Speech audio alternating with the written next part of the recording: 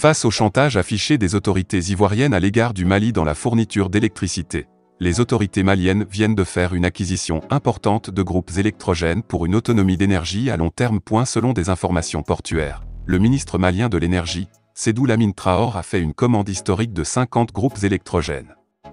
Actuellement au port de Nouakchott, les groupes qui vont faire à la demande d'électricité en complément au Mali assureront une indépendance énergétique aux consommateurs.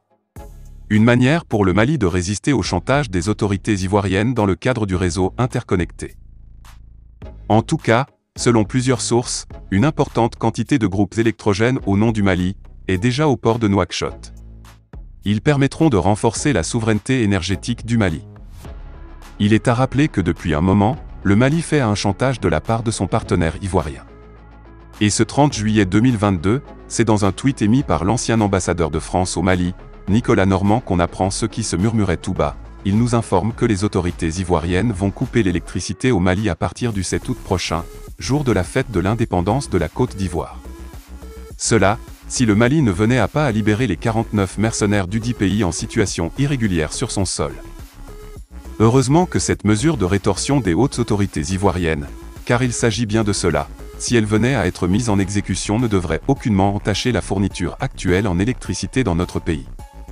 Cela grâce à l'anticipation de plus hautes autorités de la transition à travers le ministère des Mines, de l'Énergie et de l'Eau et ses équipes de l'EDMSA qui avaient déjà pris les dispositions idoines. Ces dispositions découlent de la vision structurelle du ministre depuis son arrivée à la tête de ce département à faire du Mali un pays énergétiquement souverain.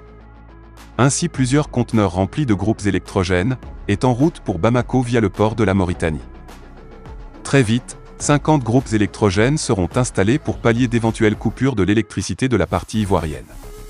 Une telle menace ivoirienne va certainement renforcer davantage la résilience du peuple malien pour sa souveraineté.